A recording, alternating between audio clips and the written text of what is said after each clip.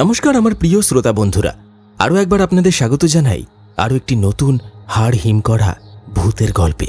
আমাদের গত এপিসোডে যারা যারা সঠিক উত্তর দিয়ে কমেন্ট করেছিলেন তাদের নাম আমি আজকের গল্পের শেষে ঘোষণা করব। আর আজও কিন্তু প্রত্যেকবারের মতো গল্পের মধ্যে থেকে থাকছে একটি বিশেষ প্রশ্ন। সেই প্রশ্নের সঠিক উত্তর গল্পের শেষে আপনার নাম এবং আপনি কোন জায়গা থেকে গল্পটি শুনলেন সেটি মেনশন করে আমাদেরকে লিখে জানাতে ভুলবেন না। তাই চলুন শুরু করা যাক। এখানে বেশি কথা নয়, সরাসরি গল্প শোনানো হয়। আর আজ আপনি শুনতে চলেছেন লেখিকা অঙ্কিতা নস্করের কলমে ভূতের গল্প মরা গাঙের প্রেত। বরাবরের মতো গল্প পাঠে এবং বিশেষ কয়েকটি পুরুষ চরিত্রে আমি সুদর্শন। গল্পের পোস্টারটি ডিজাইন করেছে চিত্রায়ন। শুরু হচ্ছে মরা গাঙের প্রেত।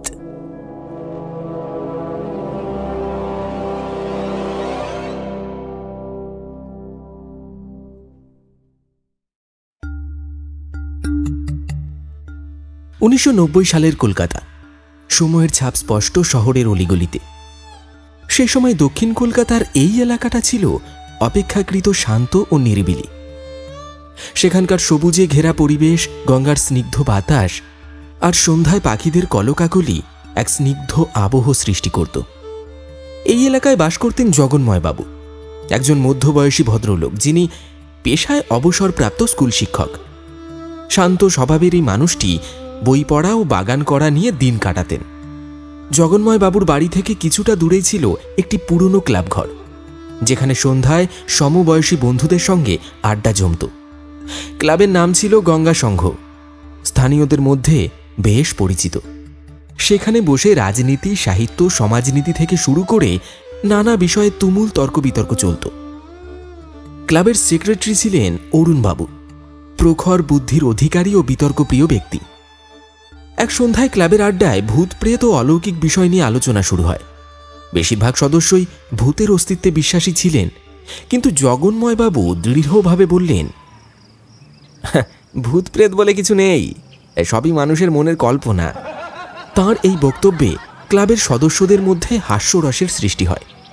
বিশেষ করে অরুণবাবু মুচকি হেসে বললেন, তাহলে একটা চ্যালেঞ্জ নেবেন জগন্ময়বাবু?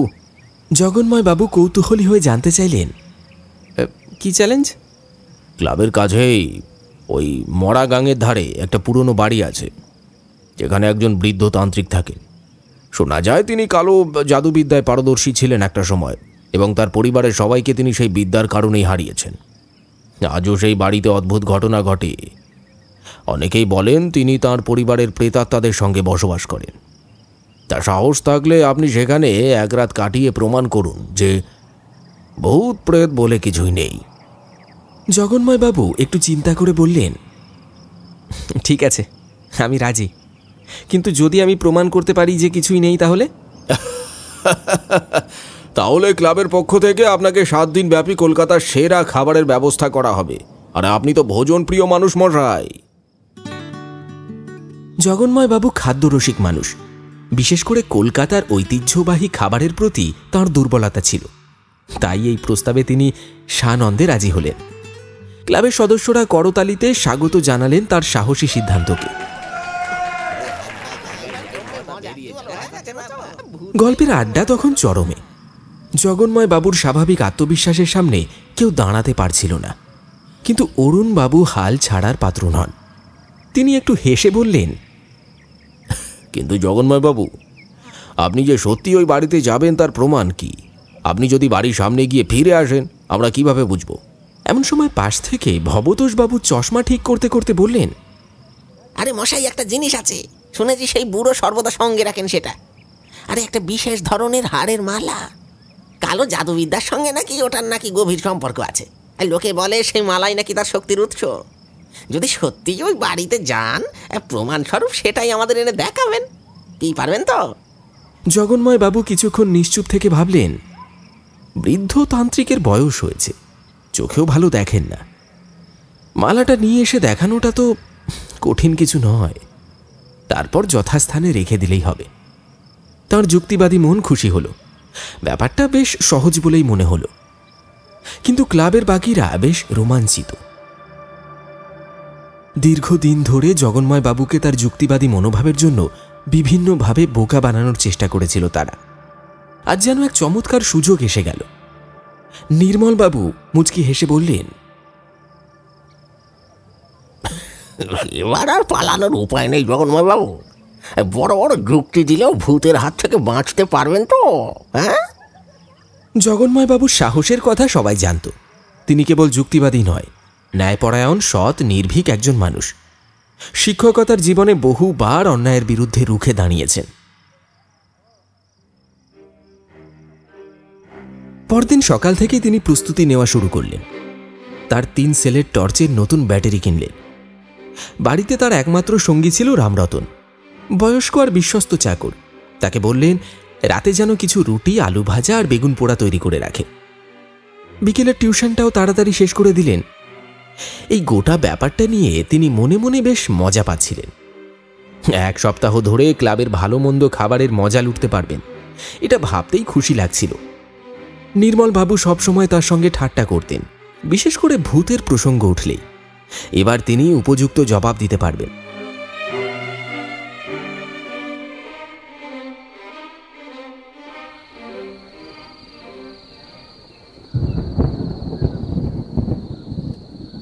রাত ক্রমশ গভীর হচ্ছে। বৈশাখের আকাশ যেন অশুভ কোনো সংকেত বহন করে আনছে। সন্ধ্যা নামতেই আকাশের এক কোণে কালো মেঘ ঘনীভূত হতে শুরু করেছিল। বাতাসে ভ্যাপসা গরমের সঙ্গে একটা চাপা অস্বস্তি মিশে আছে। হঠাৎ বিদ্যুৎ চমকালো, তারপরে শোনা গেল এক বিকট গর্জন। যেন প্রকৃতির রুদ্র রূপ আজ কলকাতাকে গ্রাস করতে উদ্যত।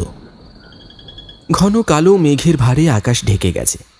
বাতাসের আর্দ্রতা ক্রমশই বাড়ছে। যে কোনো মুহূর্তে কালবৈশাখী এসে সব তছনছ করে দিতে পারে। এমন সময় বেরিয়ে পড়লেন জগন্ময়বাবু। এক হাতে পুরনো চামড়ার পিনের ব্যাগ আর অন্য হাতে শক্ত করে ধরা টর্চ লাইট। আকাশের অবস্থা দেখে ইতিমধ্যেই এলাকায় লোডশেডিং হয়েছে। পথঘাট ধীরে ধীরে ফাঁকা হয়ে আসছে। সকাল থেকে রেডিওতে কালবৈশাখীর পূর্বাভাস দেওয়া হচ্ছিল, তাই অধিকাংশ মানুষ সন্ধ্যার আগেই ঘরে ঢুকে পড়েছে। রাস্তার একপাশে কয়েকটা দোকানের ঝাঁপ আধখোলা, কেউ কেউ ভেতর থেকে আলো জ্বালিয়ে শেষ মুহূর্তের বিক্রি সেরে নিচ্ছে। কিন্তু বাতাসে গুমট ভাবের মধ্যে কোথাও যেন একটা চাপা আতঙ্ক লুকিয়ে আছে, যা শহরের পরিবেশকে আরো বেশি রহস্যময় করে তুলছে। হাঁটতে হাঁটতে জগন্ময়বাবুর মনে প্রশ্ন জাগল, বৃদ্ধ যদি হঠাৎ করে তাকে দেখে বিরক্ত হন? শুনেছেন লোকটি নাকি সাংঘাতিক খিটখিটে স্বভাবের। দীর্ঘকাল একাকিত্বে থাকার ফলে হয়তো মানুষের সঙ্গ একেবারেই পছন্দ করেন না। তন্ত্র সাধনার সময় কোনো ভুলের ফলে তার পরিবার নাকি প্রেতাত্মার কবলে পড়েছিল, এমন কথাই সবাই বলে। তবে এসব অন্ধবিশ্বাসে একটুও কান দেন না জগন্ময়বাবু। তিনি মনে মনে ভাবলেন হয়তো অন্য কোনো সামাজিক বা পারিবারিক বিপর্যয় ঘটেছিল, যার ফলে লোকটি একা হয়ে পড়েছে। অথচ মানুষ তার অতীত না জেনেই তাকে একঘরে করে রেখেছে। আজ তিনি সুযোগ পাবেন বৃদ্ধের আসল সত্য জানতে। সত্যি কি তিনি অতীতে তান্ত্রিক ছিলেন? তার নিঃসঙ্গ জীবনের পেছনে কি রহস্য লুকিয়ে আছে?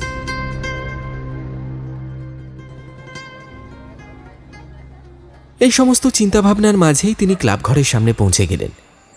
কিন্তু আজ ক্লাবঘরটা আশ্চর্য রকম নীরব। জানলার ফাঁক গলিয়ে উঁকি দিয়ে দেখলেন সবকিছু নিস্তব্ধ। বোধহয় কালবৈশাখী ঝড়ের আশঙ্কায় কেউ আজ ক্লাবে আসেনি। ক্লাবের পাশে যে রাস্তাটা গঙ্গার দিকে চলে গেছে, সেটাই তার আজকের গন্তব্য।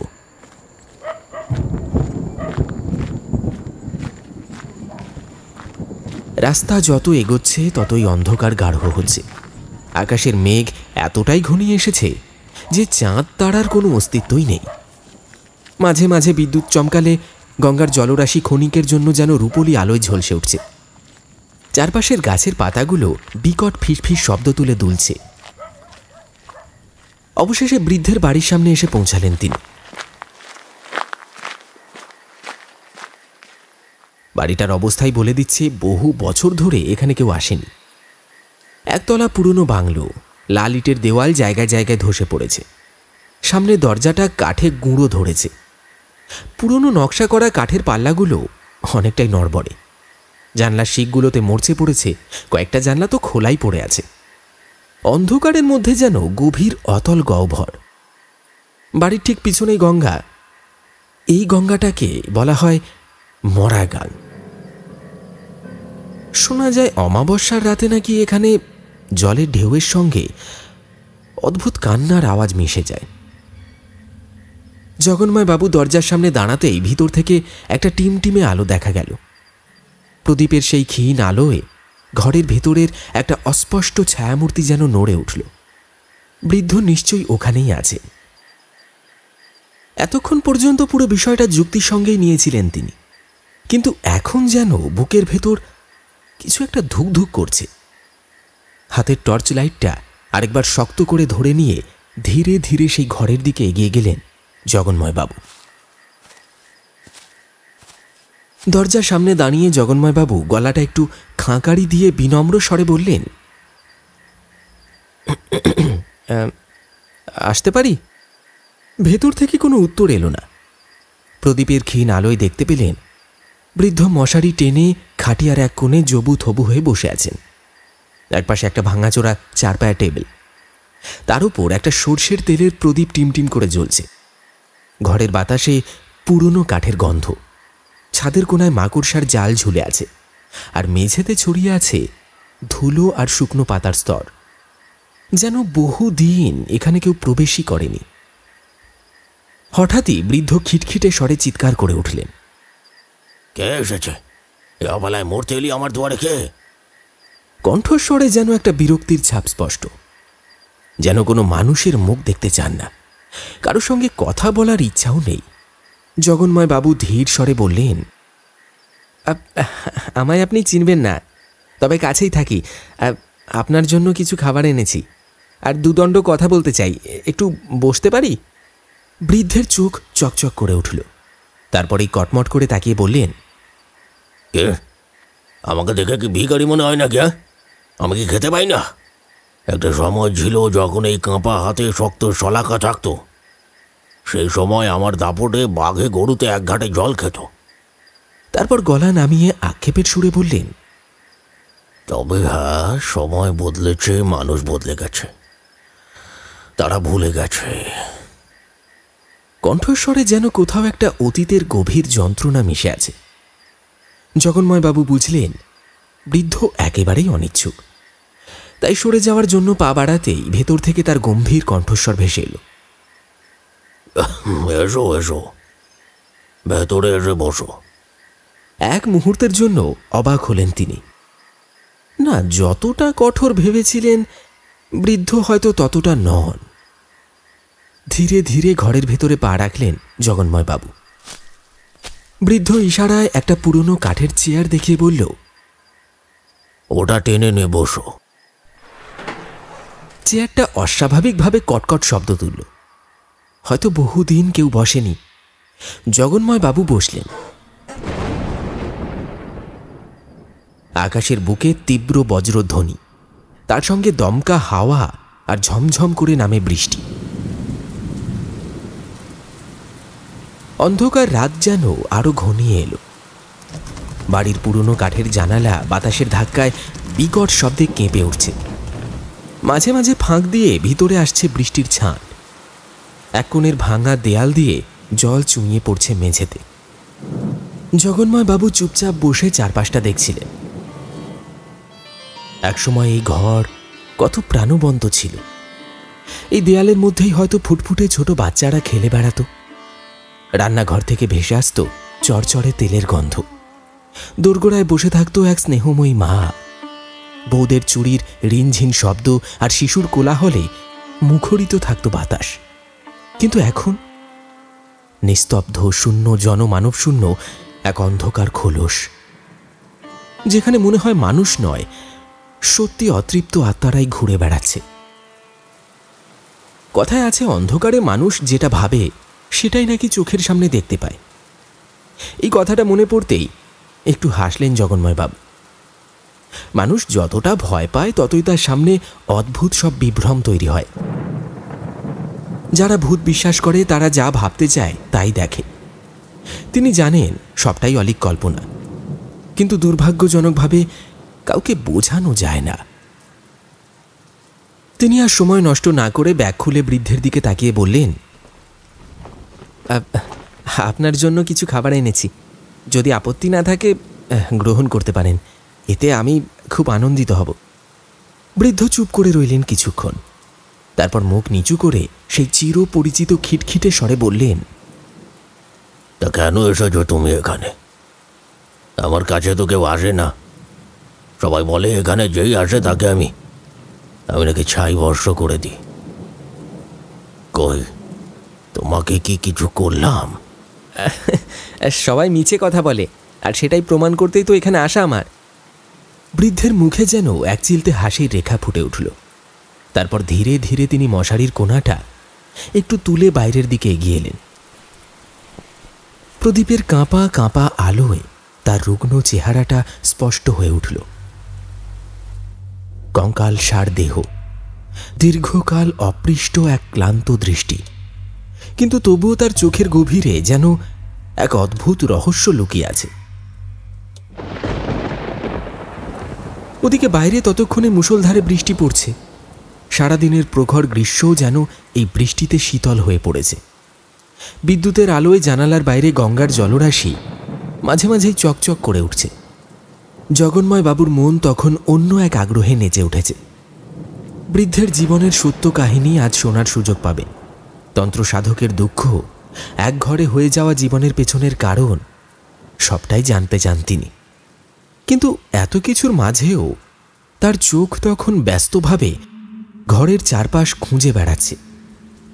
সেই হাড়ের মালাটা কোথায়? কোথাও দেখতে পাচ্ছেন না কেন সেটাকে? অথচ সবাই বলে সেটাই ছিল বৃদ্ধের জীবনের সবচেয়ে মূল্যবান বস্তু। তবে কি মালাটা এখন আর নেই? ঝিমিয়ে পড়া প্রদীপের আলোয় বৃদ্ধ একবার সরু চোখ করে তাকালেন, তারপর খিটখিটে স্বরেই বললেন, কই, এবার কি এনেছো দাও তো দেখি। জগন্ময় বাবু ধীরে ধীরে তার ব্যাগ খুলে টিফিন বাটি বের করলেন। ঢাকনা খুলতেই ভেতর থেকে ভেসে এলো রুটি, আলু ভাজা আর বেগুন পোড়ার সাদামাটা অথচ সুগন্ধি গন্ধ। বৃদ্ধ এক মুহূর্তের জন্য স্থির হয়ে তাকিয়ে রইলেন, তারপর কোনো দ্বিধা না করেই খাবারটা তুলে নিয়ে খেতে শুরু করলেন। তৃপ্তির সঙ্গে এক এক গ্রাস মুখে তুলছিলেন তিনি, যেন কতদিন পর একটুখানি ভালো মতো খাবার পেলেন। জগন্ময়বাবু চুপচাপ বৃদ্ধের খাওয়া দেখছিলেন। লোকটা বোধ হয় বহুদিন ঠিকমতো পেট ভরে কিছু খাননি। নিজের দীর্ঘশ্বাস চেপে তিনি নিজেও কয়েকটা রুটি মুখে তুললেন, তারপর এক গ্লাস জল খেয়ে শান্ত হলেন। বৃদ্ধ তখনও খেতে খেতে মুখ নিচু রেখেই বললেন, বলো, কি করতে এসেছ? এই ভূত প্রেত শ্মশানের লোকের কাছে তোমার আসার কারণটা কি? জগন্ময়বাবু এক মুহূর্ত থামলেন, তারপর ধীরে ধীরে নিজের ক্লাবের সেই আলোচনার কথা, সেই চ্যালেঞ্জের কথা খুলে বললেন। কিভাবে লোকজন এখনও বৃদ্ধকে নিয়ে কেমন আতঙ্কে থাকে, কিভাবে তার অতীতের তন্ত্র সাধনার কাহিনী ঘুরে ফিরে ভয়ের গল্প হয়ে উঠেছে। শোনা যায় একসময় তিনি কালো জাদু তন্ত্র সাধনায় এতটাই নিমগ্ন ছিলেন যে তার পরিবারের প্রিয়জনরা একে একে রহস্যজনকভাবে মারা যান।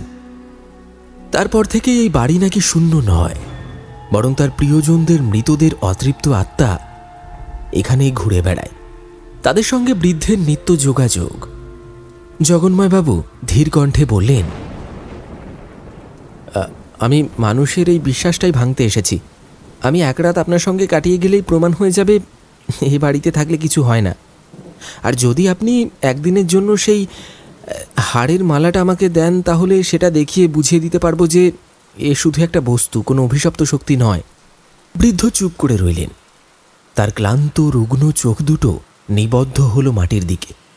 তারপর এক দীর্ঘশ্বাস ছেড়ে ফিসফিস করে বললেন, সত্যিই তো, অতীতের কর্মফল আমাকে আজও বইতে হচ্ছে। আমি জানোই মানুষ আজ আমায় তাই ভাবে।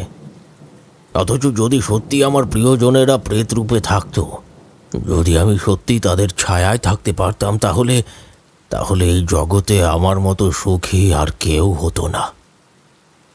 হঠাৎ বৃদ্ধ মুখ তুলে তাকালেন, তার চোখের গভীরে যেন এক অদ্ভুত আলো জ্বলজ্বল করছে। তিনি গম্ভীর কণ্ঠে বললেন, হ্যাঁ, তুমি যা শুনেছ তা সত্যি। সেই মালাটা সত্যি ভয়ঙ্কর। শুধু অলংকার নয়, সেটা এক অভিশপ্ত তাবিজ। মানুষের হাড় দিয়ে তৈরি সেই মালা আমি একসময় তন্ত্র সাধনার জন্য ব্যবহার করতাম। অনেক কিছু ঘটিয়েছি ওটা দিয়ে, এমন কিছু যার জন্য আজও শাস্তি পাচ্ছি। সত্যি তুমি ভুল সময় এসেছ। আজ রাত্রি আমার জন্য শেষ রাত হতে চলেছে। তবে বোধহয় ভগবানও চান যাওয়ার আগে আমি কাউকে কথাগুলো বলে যেতে পারি, একটু হালকা হয়ে যেতে পারি।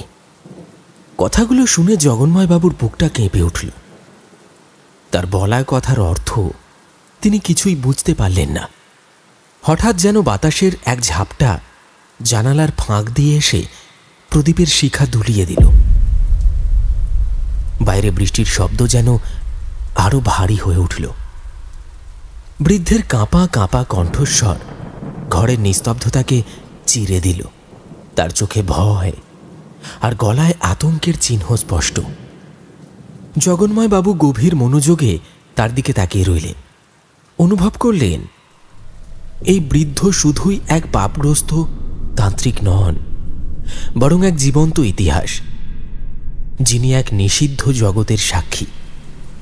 বৃদ্ধ ধীরে ধীরে বলতে শুরু করলেন, বোধহয় তুমি ভাবছ আমার মস্তিষ্ক বিকৃতি ঘটেছে, তাই এসব বলছি। কিন্তু না, যা বলছি তা একটুও মিথ্যে নয়। এখন যা শুনবে তা কেবল কান দিয়ে নয়, মন দিয়ে শোনো। জগন্ময় বাবুর মনে হলো যেন সমস্ত মানব সভ্যতা থেকে বিচ্ছিন্ন হয়ে তিনি এক অজানা জগতের দ্বারে এসে উপস্থিত হয়েছেন। বৃদ্ধ চোখ বন্ধ করলেন, যেন সময়ের স্রোতে ভেসে যাচ্ছেন, অতীতের গহ্বরে হারিয়ে যাচ্ছেন। তারপর একটা গভীর শ্বাস নিয়ে বললেন, আমার বয়স তখন মাত্র 18। তখন থেকেই তন্ত্র সাধনার প্রতি একটা অদ্ভুত আকর্ষণ জন্মেছিল আমার। সেই আকর্ষণ আমাকে টেনে নিয়ে যায় এক গভীর অন্ধকারের দিকে। বাড়ি ছেড়ে বেরিয়ে পড়লাম। পরিবার, আত্মীয় স্বজন সকলেই আমায় খুঁজে বেড়ালো, কিন্তু আমি যেন বাতাসে মিলিয়ে গেলাম। 10 বছর ধরে আমি ছিলাম একেবারে অন্তরালে। আমার অস্তিত্ব মুছে গিয়েছিল সকলের মন থেকে।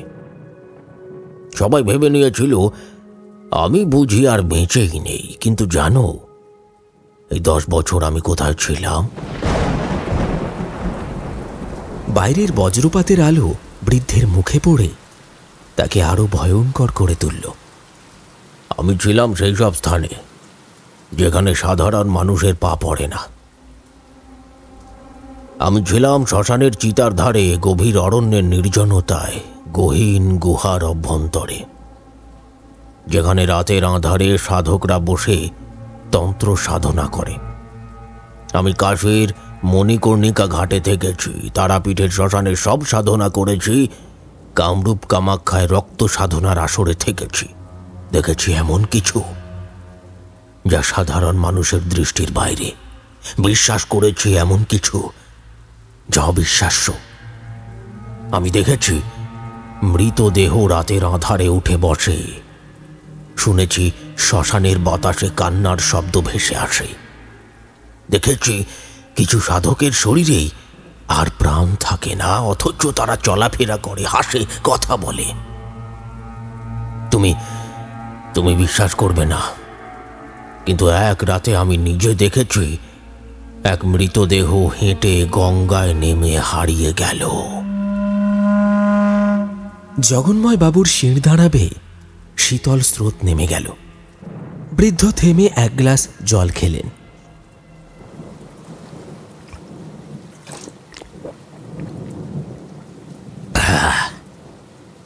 তারপর আবার বলতে শুরু করলেন, এইসব সাধনার মধ্যেই একদিন আমার হাতে এলো সেই অভিশপ্ত মালা। সে মালা যে কতটা শক্তিশালী তা বলে বোঝানো সম্ভব নয়। সে মালার প্রতিটা মণি এক একটা মানুষের হাড়ের গুঁড়ো দিয়ে তৈরি। এই মালা ধারণ করার পর আমি এমন এমন ঘটনা দেখেছি যা বললে তোমার চোখ কপালে উঠবে। সেই মালা আমার হাত থেকে বহুবার ছিনিয়ে নেওয়ার চেষ্টা হয়েছে, কিন্তু কেউ পারেনি। কিন্তু আজ আমি বুঝতে পারছি যা করেছি তার শাস্তি আমাকে পেতে হয়েছে। বৃদ্ধের গলা ভারী হয়ে এলো। বাইরে ঝড় যেন আরো প্রবল হয়ে উঠল, যেন প্রকৃতিও এই কাহিনীর প্রত্যক্ষদর্শী হয়ে উঠেছে। জগন্ময় বাবু নিঃশব্দে বৃদ্ধের দিকে তাকিয়ে রইলেন। বুঝতে পারলেন এই বাড়ির রহস্য কেবলই গুজব নয়, এর গভীরে রয়েছে এক অন্ধকার অতীত, এক লুকোনো সত্য যা দিনের আলোয় প্রকাশিত হয় না। বৃদ্ধ এক গভীর শ্বাস নিয়ে বলতে শুরু করলেন,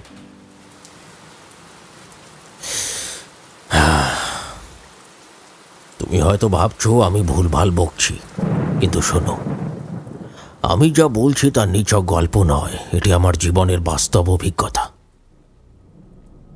তন্ত্রশাস্ত্রে বলে কিছু শক্তি মানুষ অর্জন করতে পারে, কিন্তু তার মূল্য দিতে হয় আত্মা দিয়ে। আমার গুরুদেব সন্তুষ্ট হয়ে আমাকে এক বিরল সাধনার কথা বলেন, যেখানে মৃত মানুষের হাড়ের মাধ্যমে এক অভিশপ্ত শক্তির সৃষ্টি সম্ভব। কিন্তু এই শক্তি শুধু সেই ব্যক্তির হবে যে নিজেকে সমস্ত মানবিক অনুভূতি থেকে মুক্ত করতে পারবে। আমি রাজি হয়ে যাই। এক রাতে শ্মশানের মধ্যে আমি শুরু করি সেই অশুভ তন্ত্র সাধনা। মৃতদেহের হাড় জোগাড় করা হয়েছিল, তাদের অস্থি দিয়ে এক মালা গাঁথা হয়। আমি সেই মালার প্রতিটি অংশে প্রবেশ করিয়েছিলাম এক রহস্যময় শক্তি। সেই রাতে অদ্ভুত সব ঘটনা ঘটেছিল। চারপাশে শেয়ালের কর্কশ ডাক, বাতাসে ভেসে আসা অশরীরীর কান্নার শব্দ, আর চিতার নিভু নিভু আলোয় মন্ত্র পড়ার সময় আমার পেছনে কারোর উপস্থিতির অনুভূতি পেয়েছিলাম। আমি অনুভব করেছিলাম কেউ যেন আমারই আশেপাশে ঘুরে বেড়াচ্ছে। আর যখন মালা সম্পূর্ণ হলো, তখনই আমার শরীরে প্রবেশ করলো এক ভয়াবহ শীতল স্রোত। মনে হলো কিছু একটা আমার আত্মাকে কষে চেপে ধরেছে। এই মালাই আমার জীবনের সবচেয়ে বড় প্রাপ্তি, আবার সবচেয়ে বড় অভিশাপও। কারণ প্রতিবার যখন আমি এর সাহায্যে কিছু করেছি, তখনই আমার জীবনের কিছু না কিছু আমি হারিয়েছি। একবার এক লোককে আমি এর মাধ্যমে মৃত্যুর মুখ থেকে ফিরিয়ে এনেছিলাম, কিন্তু তার বদলেও হারিয়েছিলাম আমার নিজের ভাইকে। সেই মুহূর্তেই আমি বুঝেছিলাম এই মালা কোনো সাধারণ বস্তু নয়, এক ভয়ঙ্কর অভিশপ্ত সৃষ্টি। কিন্তু যেমন এক পিতা তার সন্তানকে ফেলে দিতে পারে না, আমিও পারিনি এই মালাটিকে ফেলে দিতে। পারিনি। এতটা বলে বৃদ্ধ থেমে গেলেন, যেন তার বাকি কথা বলার শক্তি আর অবশিষ্ট নেই।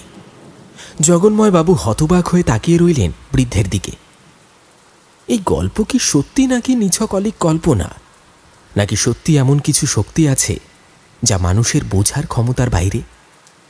কৌতূহল বসে তিনি প্রশ্ন করলেন, তাহলে শেষমেশে আপনি এই মালাটার কি করলেন? কি আর করব, বললামই তো, যেমন এক পিতা তার শিশুকে ছেড়ে দিতে পারে না, তেমন আমিও পারিনি। কিন্তু ক্রমেই মালাটি আমার জন্য বোঝা হয়ে উঠল। একবার এক সাংঘাতিক ঘটনা ঘটেছিল। প্রতাপগড়ের জমিদার রাজপ্রতাপ সিংহ, সে আমায় একবার অপমান করেছিল। আমি ভিক্ষুক হয়ে তার রাজমহলে প্রবেশ করেছিলাম এই কারণে। এমন অপমান করেছিল যা সহ্য করা যায় না। আমি রাগে উন্মত্ত হয়ে উঠেছিলাম। মনে মনে প্রতিজ্ঞা করলাম এই অপমানের প্রতিশোধ আমাকে নিতেই হবে। এবং ঠিক তখনই আমি মালাটিকে আদেশ দিলাম রাজপ্রতাপ সিংহ যেন মৃত্যুবরণ করে। তার পরের দিন সকালের প্রথম আলো ফুটতেই খবর এলো রাজবাড়িতে শোকের ছায়া নেমেছে। রাজপ্রতাপ সিংহের মৃতদেহ ঝুলছিল তার নিজস্ব কক্ষে, গলায় দড়ির দাগ, যেন কেউ অদৃশ্য হাতে তাকে শ্বাসরোধ করে হত্যা করেছে। লোকেরা বলে সে আত্মহত্যা করেছে, কিন্তু আমি জানতাম সত্যিটা। আমি জানতাম কিন্তু এই ঘটনার পর অদ্ভুতভাবে মারা গেল আমার অতি প্রিয় পোষ্য জবা। জবা ছিল আমার পোষা টিয়া পাখি। ওকে আমি সঙ্গে সঙ্গে নিয়েই ঘুরতাম। চলে গেল। বৃদ্ধ এক গভীর দীর্ঘশ্বাস ফেললেন, তারপর আবার বলতে শুরু করলেন, এর কয়েক বছর পর আবারও একটা ঘটনা ঘটল, যা আমাকে ভেতর থেকে নাড়িয়ে দিয়েছিল। আমার এক সময়ের ঘনিষ্ঠ বন্ধু বৎসল ছিল এক ভয়ঙ্কর তান্ত্রিক, কিন্তু সে তার শক্তির অপব্যবহার করতে চেয়েছিল। সে আমার অন্তঃসত্ত্বা স্ত্রীর মাথার চুল সংগ্রহ করেছিল এক অশুভ সাধনার জন্য। আমি যখন জানতে পারলাম, আমার রাগ যেন আর নিয়ন্ত্রণে থাকল না। আমি আবার মালাটিকে আদেশ দিলাম আমার বন্ধুর মৃত্যু হোক। ঠিক পরদিন সকালে খবর এলো সে মৃত। তার গলায়ও সেই অদ্ভুত দাগ, যেমনটা ছিল রাজপ্রতাপের, যেন কেউ শক্ত করে দড়ি টেনে তাকে হত্যা করেছে, অথচ তাকে কেউ স্পর্শ পর্যন্ত করেনি। বৃদ্ধ থামলেন। জগন্ময়বাবু নিঃশ্বাস নিতে ভুলে গেছেন। বাইরে ঝড়ের প্রকোপ আরও বেড়েছে। কিন্তু দুর্ভাগ্যবশত এই ঘটনার কিছুদিন পরই আমার স্ত্রীও মারা যায়। সে পুকুর পাড়ে জল আনতে গিয়েছিল। হঠাৎ পা পিছলে পড়ে যায় পাথরে। মাথায় গুরুতর আঘাত লেগে প্রচুর রক্তক্ষরণ হয়, আর সেখানেই তার মৃত্যু ঘটে। বৃদ্ধের গলা ভারী হয়ে আসে, চোখের কোণায় জল চিকচিক করে ওঠে। আমি ভেবেছিলাম এটা একটা দুর্ঘটনা, কিন্তু পরে বুঝলাম না, এটা আমারই কর্মফল। এই মালা যতবার কারো প্রাণ কেড়েছে, তার বদলে কিছু নিয়ে গেছে আমার জীবন থেকে। আমার স্ত্রী, আমার শান্তি, সব। জানো তো অনেকবার চেষ্টা করেছি ওটাকে ফেলে দিতে, কিন্তু যতবার ফেলে দিয়েছি ততবারই সেটাকে আবার আমার কাছেই ফিরে পেয়েছি। যেন ওটা আমাকে ছাড়তেই চায় না, যেন ওটা আমাকে কষ্ট দেওয়ার জন্যই তৈরি হয়েছে। কক্ষের ভেতরের গভীর নীরবতা আর বাইরে ঝড়ের শব্দ। বৃদ্ধের মুখে ফুটে ওঠা আতঙ্ক জগন্ময়বাবুর শরীরের রোম দাঁড় করিয়ে দিল। বৃদ্ধ কিছুক্ষণ নীরবে বসে থেকে আবার বললেন, আমি ওই মালাটির ব্যবহার করা ছেড়ে দিয়েছিলাম, কিন্তু তাও বারবার আমায় আকৃষ্ট করতো ওটা। বলতো, আমায় আদেশ দাও, আদেশ দাও। আমি নিজেকে সামলে রেখেছি, আজও রেখেছি। কিন্তু আজ রাতে আমার মুক্তি ঘটবে। জগন্ময়বাবু অবাক হয়ে তাকিয়ে রইলেন বৃদ্ধের দিকে। একটা অজানা শিহরণ বয়ে গেল তার মেরুদণ্ড বেয়ে। ধীরে ধীরে তিনি বললেন, তাহলে সেই রহস্যময় মালাটি কি একবার দেখতে পারি? বৃদ্ধের চোখ হঠাৎ জ্বলজ্বল করে উঠল, যেন কোনো অদৃশ্য শক্তির ঝলক তাতে ফুটে উঠল। কিছুক্ষণ চুপ থেকে তিনি বললেন, নিশ্চয় নিশ্চয়, তুমি বসো, আমি দেখাচ্ছি। বাইরে তখনও বৃষ্টি থামেনি, টিপটিপ করে জল পড়েই চলেছে। দেওয়ালের ফাটল দিয়ে চুঁইয়ে জল মেঝেতে ছড়িয়ে পড়েছে। পুরনো ভাঙাচোরা আলমারির কাছে এগিয়ে গেলেন বৃদ্ধ। অন্ধকার হাতড়ে খুললেন আলমারির জং ধরা হাতল। অন্ধকার ভেতর থেকে ধীরে ধীরে তিনি বের করে আনলেন কিছু একটা। সাদা রঙের অদ্ভুত গড়নের একটা কিছু। ঘরের ম্লান প্রদীপের আলোয় বস্তুটিকে তুলে ধরলেন তিনি। জগন্ময় বাবুর চোখ চওড়া হয়ে গেল। কিছু বলতে পারলেন না, কিন্তু শরীরের রক্ত যেন হিম হয়ে এলো। নিঃসন্দেহে এটাই সেই অভিশপ্ত মালা। বৃদ্ধ মালাটিকে প্রদীপের আলোর কাছে নিয়ে এলেন। জগন্ময় বাবুর ভেতরে এক অদ্ভুত অনুভূতি খেলে গেল, রোমাঞ্চ, আতঙ্ক আর এক অজ্ঞাত শক্তির টান। বৃদ্ধ বললেন, ধরো ধরো একবার। জগন্ময় বাবু সাহসী মানুষ, কিন্তু এই মুহূর্তে যেন তার স্নায়ু অসাড় হয়ে আসছে। তবু তিনি কাঁপা কাঁপা হাতে মালাটিকে ছুঁয়ে দেখলেন। মুহূর্তের মধ্যেই যেন কেঁপে উঠল তার সারা শরীর। অনুভব করলেন মালাটির মধ্যে যেন প্রাণ রয়েছে, ঠিক যেন কোনো মানুষের হৃদস্পন্দন। ধমনীর উপর হাত রাখলে যেমন রক্তের প্রবাহ বোঝা যায়, তেমনি অনুভূত হচ্ছে মালাটির রন্ধ্রে রন্ধ্রে প্রাণের অস্তিত্ব। আতঙ্কে তিনি মালাটি ছেড়ে দিলেন। বৃদ্ধ তখন রহস্যময় হাসি হাসলেন, বললেন,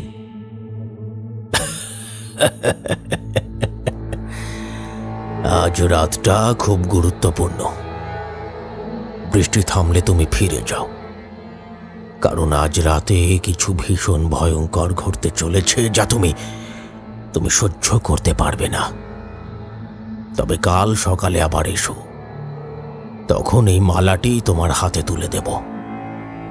জগন্ময় বাবু কিছু বলার আগেই বৃদ্ধ আবার বললেন, মালা পাওয়ার পর 1 সপ্তাহের মধ্যে আমার বাড়ির পেছনের মরা গাঙে ওটাকে ভাসিয়ে দেবে। 1 মুহূর্ত বেশি সময় তোমার কাছে রাখবে না।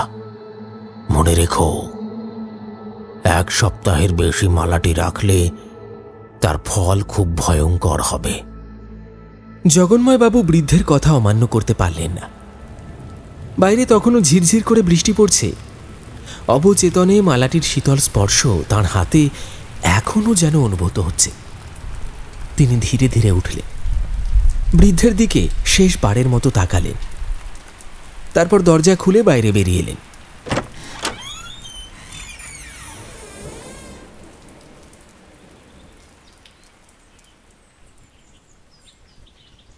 পরদিন সকালে জগন্ময় বাবু বৃদ্ধের বাড়ির সামনে এসে দাঁড়ালেন। রাতের অন্ধকার গল্পের পর আজ সকালের ম্লান আলোয় বাড়িটি যেন আরো বেশি রহস্যময় মনে হচ্ছে। দরজার কড়া নাড়লেন, কোনো সাড়া নেই। আশপাশে কয়েকবার ডাকলেন, কোথায় গেলেন? আছেন নাকি বাড়িতে? আর সকালে আসতে বলেছিলেন, এলাম তো, শুনতে পাচ্ছেন আমার কথা? কিন্তু তবুও নিস্তব্ধতা। বাড়ির ভেতরে ঢুকে দেখলেন পুরো ঘর ফাঁকা পড়ে আছে। কোথাও বৃদ্ধের চিহ্ন মাত্র নেই, যেন তিনি কোনোদিন ছিলেনই না। মনের ভেতর একটা অদ্ভুত অস্বস্তি অনুভব করলেন জগন্ময় বাবু, কিন্তু বৃদ্ধের কথা মতো আলমারির কাছে গিয়ে ধীর পায়ে হাত বাড়ালেন। কাঠের পুরনো দরজাটা মৃদু আওয়াজে খুলে গেল। তার চোখ বিস্ময়ে বড় হয়ে গেল। হাড়ের মালাটি ঠিক আগের জায়গাতেই রাখা আছে। তিনি ধীরে ধীরে মালাটিকে হাতে তুললেন। ঠান্ডা আর শুষ্ক স্পর্শ, যেন অনেক প্রাচীন কিছু। একটা গভীর শ্বাস নিয়ে থলিতে ভরে বেরিয়ে এলেন।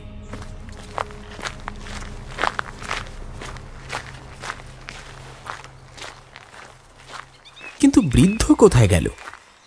এই প্রশ্নটা মাথায় ঘুরপাক খেতে লাগল। বাড়ি ফেরার পথে বাজারে চায়ের দোকানে বসে তিনি একটা চা নিলেন, আর ঠিক তখনই রেডিওতে একটি সংবাদ ভেসে এলো। আজ সকালে কলকাতার কাছে গঙ্গার পাড়ে এক শ্মশানের ধারে এক রহস্যময় বৃদ্ধের নিথর দেহ পাওয়া গেছে। প্রাথমিকভাবে অনুমান করা হচ্ছে তিনি আত্মহত্যা করেছেন। মৃতদেহের গলায় গভীর দড়ির দাগ পাওয়া গেছে। চায়ের কাপে ঠোঁট ছোঁয়ানো ভুলে গেলেন জগন্ময় বাবু। তার হাত ঠান্ডা হয়ে এলো। তিনি দ্রুত সেই শ্মশানের পথে রওনা দিলেন। শ্মশান ভূমিতে পৌঁছে এক ঝলক দেখেই তার বুকের ভেতর একটা ধাক্কা লাগল। নিথর দেহটা পড়ে আছে মাটির ওপর, মুখে এক অদ্ভুত প্রশান্তির ছাপ। সন্দেহের আর কোনো অবকাশ রইল না। এ সেই বৃদ্ধই যার সাথে তিনি গতকাল রাতে কথা বলেছিলেন। গলায় স্পষ্ট কালচে দাগ, যেন কেউ শক্ত করে দড়ি টেনে ধরেছিল। জগন্ময় বাবু হতবাক হয়ে দাঁড়িয়ে রইলেন। তবে কি বৃদ্ধ গত রাতে শেষ আদেশ দিয়ে গেছেন মালাটিকে? তবে কি এটাই ছিল তার মুক্তি?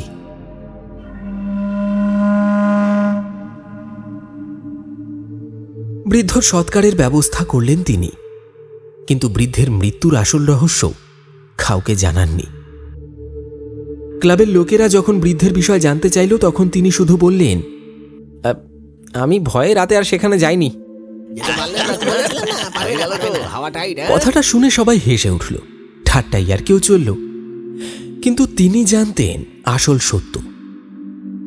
সব জায়গায় সাহসিকতার পরিচয় দেওয়া যায় না, কিছু কিছু জিনিস গোপন রাখাই ভালো।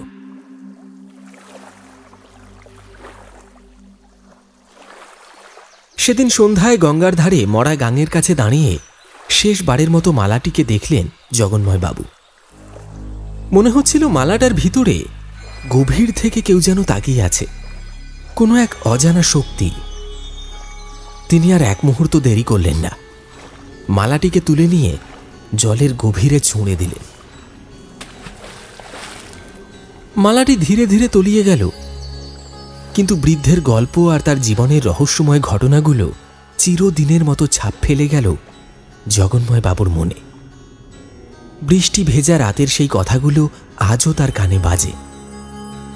এই মালা কাউকে ক্ষমা করে না। তবে সত্যি কি সে মালা তলিয়ে গেছে, নাকি কোনো এক অন্ধকার রাতে আবার ফিরে আসবে নতুন কারোর হাত ধরে নতুন কোনো গল্পের জন্ম দিতে? উত্তরের অপেক্ষায় থেকে গেল মরা গাঙের জলে তলিয়ে যাওয়া সেই অভিশপ্ত মালা।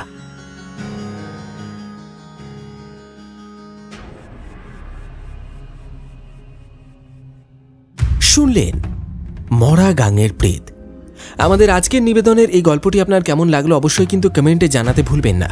আর যেমনটা গল্পের শুরুতে বলেছিলাম, আজও গল্পের মধ্যে থেকে থাকছে একটি বিশেষ প্রশ্ন, আর সেই প্রশ্নটি হচ্ছে, আমাদের আজকের গল্পে যে বৃদ্ধ তান্ত্রিকের কথা উল্লেখ করা হয়েছে সে কত বছর বয়সে তন্ত্র সাধনার জন্য বাড়ি থেকে বেরিয়ে পড়েছিল? খুবই সহজ একটা প্রশ্ন, আপনারা নিশ্চয়ই মন দিয়ে গল্পটি শুনেছেন। তাহলে ঝটপট কমেন্টে সঠিক উত্তর এবং আপনার নাম আর আপনি কোন জায়গা থেকে শুনছেন সেটি মেনশন করে লিখে ফেলুন। তাহলে চলুন দেখে নেওয়া যাক আমাদের গত এপিসোডে কারা কারা কমেন্ট করেছিলেন।